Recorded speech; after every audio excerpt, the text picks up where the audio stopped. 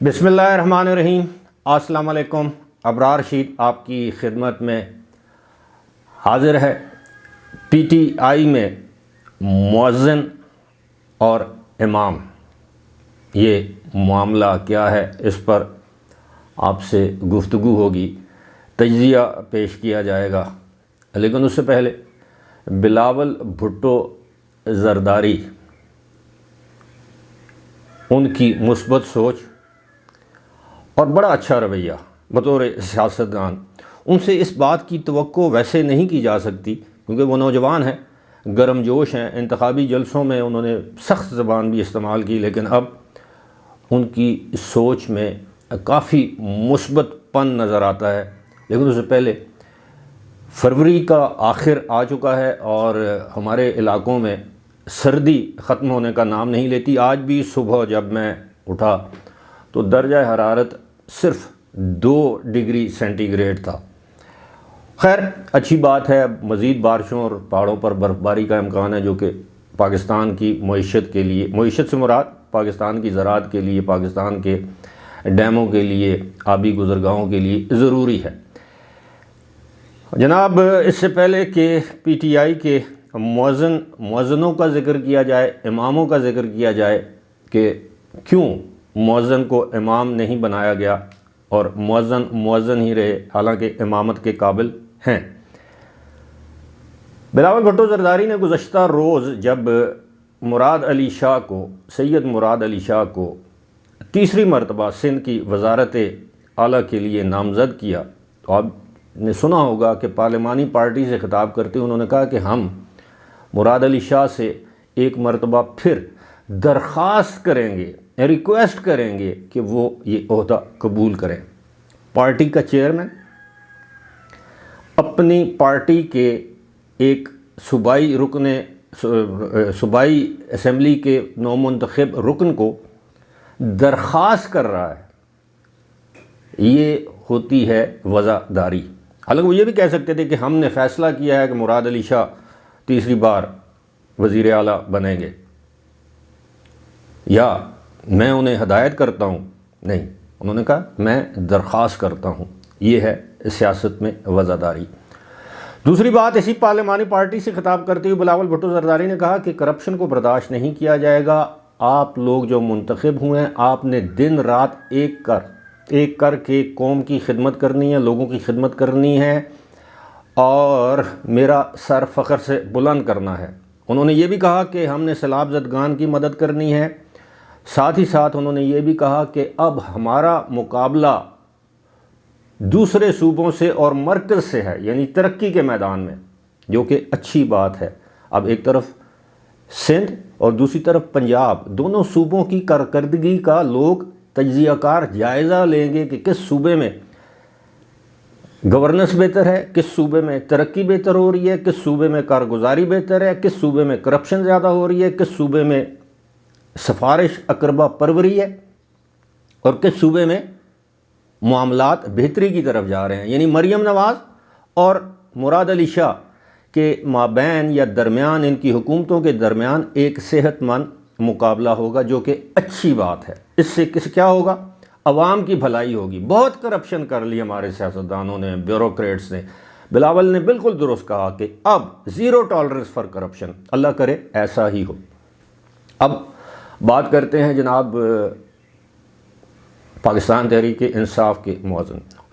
آپ نے سنا ہوگا کہ میں اس حوالے سے تاریخی حوالہ بھی دے سکتا ہوں، لیکن بعض کا ڈر بھی لگتا ہے کہ کچھ لوگ اس کو کوئی غلط رنگ نہ دے دیں، کہ جیسے آپ کے علم میں ہے کہ ہمارے پیارے صحابی حضرت بلال حبشی، ان کے بارے میں کہا جاتا تھا کہ جب تک وہ اذان نہ دیں تو صبح نہیں ہوتی تھی۔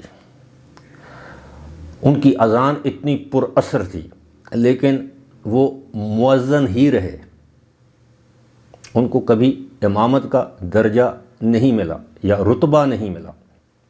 اسی طرح پاکستان تحریک انصاف میں ایسے لوگ ہیں جن کو پاکستان تحریک انصاف کی امامت دی جا سکتی تھی، لیکن باوجود نہیں دی گئی یا نہیں دی جا رہی۔ آن دی ادر ہینڈ امامت کنہیں دی جا رہی ہے؟ وہ لوگ جو پاکستان تحریک انصاف میں نووارد ہیں، نسبتاً نئے آئے ہیں۔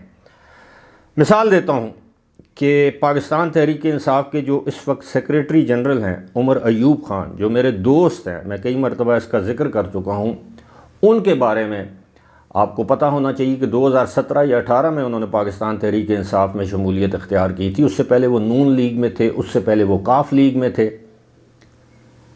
اور ان کے والد مسلم لیگ نون میں رہ چکے ہیں، اسپیکر رہ چکے ہیں مسلم لیگ نون کی طرف سے، وزیر خارجہ رہ چکے ہیں پاکستان مسلم لیگ نون کی طرف سے، گور ایوب خان مرحوم، جن کا حال ہی میں انتقال ہوا، اللہ ان کو غریق رحمت کرے۔ اور اب آپ دیکھیے کہ پاکستان تحریک انصاف میں کتنے کتنے بڑے نام ہیں، یعنی بنیادی چلیں ارکان کی میں بات کر لیتا ہوں، یعنی اسد قیصر ہیں، ان کو پاکستان تحریک انصاف کا چیئرمین نامزد نہیں کیا گیا۔ اس کے علاوہ مزید متعدد اس طرح کے رہنما ہیں، کارکن ہیں جو پارٹی کو چلا بھی سکتے ہیں، پارٹی کے اندر ان کی آپ یہ کہہ لیں کہ حمایت بھی ہے، لیکن نہیں نووارد۔ اب جو بیرسٹر گوہر ہیں جن کو ماضی میں چیئرمین نامزد کیا گیا، وہ تقریباً 1.5-2 سال پہلے تحریک انصاف میں شامل ہوئے۔ اسی طرح سینیٹر علی ظفر ہیں، 4-5 سال پہلے پاکستان تحریک انصاف میں شامل ہوئے۔ آپ نظر اٹھا کے دیکھیں تو جتنے بھی دیرینہ، اچھا شیر افضل مروت ہیں، شاید یوتھ ونگ میں رہے ہوں گے، جتنے بھی دیرین، اچھا یہ سردار لطیف کھوسا، یہ بھی نووارد ہیں، یہ پیپلز پارٹی چھوڑ کے ابھی حال ہی میں پاکستان تحریک انصاف میں شامل ہوئے تھے الیکشن سے پہلے۔ اسی طرح جتنے بھی آپ سمجھ لیں کہ تحریک انصاف کے بانی لوگ ہیں، ان کو پاکستان تحریک انصاف کا چیئرمین نامزد نہیں کیا گیا، نہ کیا جائے گا۔ وکلاء کو کیا جا رہا ہے اس لیے کہ شاید وہ بانی چیئرمین کی، پی ٹی آئی کے بانی چیئرمین کی جو مقدمات ہیں وہ مفت یا فری لڑ رہے ہیں۔ آپ کو یہ بھی یاد ہوگا کہ پنچوتا برادران، انتظار حسین پنچوتا اور ایک اور تھے، وہ اکثر آپ کو ٹیلی ویژن ٹاک شوز پر نظر آتے تھے، لیکن انتخابی ٹکٹ ملا، اس کے بعد پتہ نہیں ہارے یا جیتے، آج کل وہ بھی منظر سے غائب ہیں۔ تو اس کی کیا وجہ ہے؟ میرا خیال ہے کہ بانی تحریک انصاف یہ چاہتے ہیں کہ ایسے شخص کے حوالے پارٹی کی چیئرمین شپ نہ کی جائے جو کہ پارٹی کو ہی ہائی جیک کر لے، یا جس میں اتنی سکت ہو، اتنی طاقت ہو۔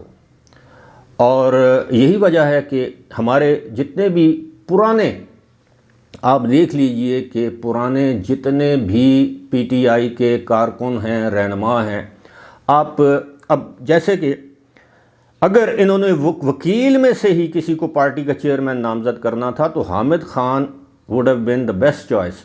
یعنی حامد خان جو ہیں وہ پارٹی کے بہت پرانے جو ہیں وہ رہنما ہیں، عمران خان کے دست راست رہے ہیں، وہ اصولی سیاست کرتے ہیں اور بڑے سلجھے ہوئے انسان ہیں، کبھی بلو دی بیلٹ ہٹ نہیں کرتے، کبھی اخلاق سے گری ہوئی، تہذیب سے گری ہوئی بات نہیں کرتے۔ آپ ان کی پالیسی سے، ان کی سیاست سے اختلاف کر سکتے ہیں، لیکن حامد خان کو پارٹی کا چیئرمین نامزد نہیں کیا گیا۔ اور دوسری ایک اور بات ہے، اب سننے میں آ رہا ہے کہ شاید علی ظفر، بیرسٹر علی ظفر جن کو چیئرمین نامزد کیا گیا ہے، انہوں نے بھی اس سے معذرت کر لی ہے کہ وہ عمران خان سے بات کریں گے اور کہیں گے کہ دیکھیں اگر مجھے پارٹی کا چیئرمین بنایا گیا تو میں جو ہے وہ آپ کے کیسز صحیح طرح ان پر توجہ نہیں دے سکوں گا۔ بنیادی طور پر وجہ ایک اور بھی ہے، وہ وجہ یہ ہے کہ یہ جتنے بھی نامی گرامی وکلاء ہیں، مثال کے طور پر حامد خان، بیرسٹر علی ظفر اور دیگر جو بڑے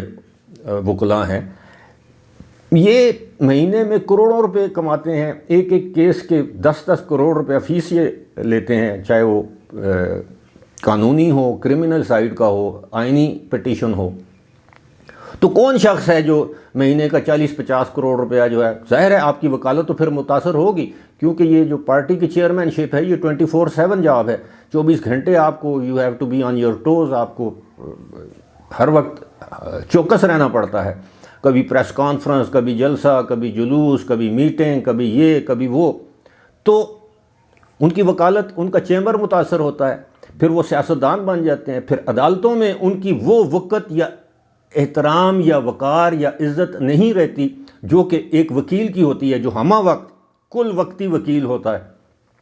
پھر عدالتیں ان کو ایک سیاستدان کے طور پر ٹریٹ کرتی ہیں کہ جی آپ تو ایک پارٹی کے سربراہ ہیں، آپ کس طرح یہ مقدمہ لڑ سکتے ہیں؟ اس کا مطلب ہے آپ پارٹی کو ریپرزینٹ کر رہے ہیں۔ تو اس سے اب ظاہر ہے، مثال کے طور پر اب بیرسٹر علی ظفر اگر پاکستان تحریک انصاف کے چیئرمین منتخب ہو جاتے ہیں تو کسی اور پارٹی یا کسی اور شخص کو ان کی خدمات کی ضرورت ہے تو وہ ان کو کبھی اپنا وکیل نہیں کرے گا، کیونکہ وہ ایک پارٹی کے سربراہ ہیں۔ وہ چاہے گا کہ کسی ایسے شخص کو اپنا وکیل بنائے، اس کو فیسیں دے جو کہ بظاہر یا ویسے بھی جو کہ نیوٹرل ہے، جو کہ عدالت میں اس کے کیس کو اچھی طرح ریپرزینٹ کر سکتا ہے۔ تو اس لیے پی ٹی آئی کے ہمارے دوستوں سے یہ اطلاع عرض ہے کہ آپ جو لوگ مؤذن ہیں، چاہے ضلع کی سطح پر ہیں، تحصیل کی سطح پر ہیں، صوبے کی سطح پر ہیں، مرکز کی سطح پر ہیں، آپ سے مؤذن کا کام ہی لیا جائے گا۔ اگر آپ یہ سمجھتے ہیں کہ کبھی آپ کو امامت دی جائے گی تو یہ آپ کی خام خیالی ہے۔ فی الحال مجھے دیجیے اجازت، خدا حافظ۔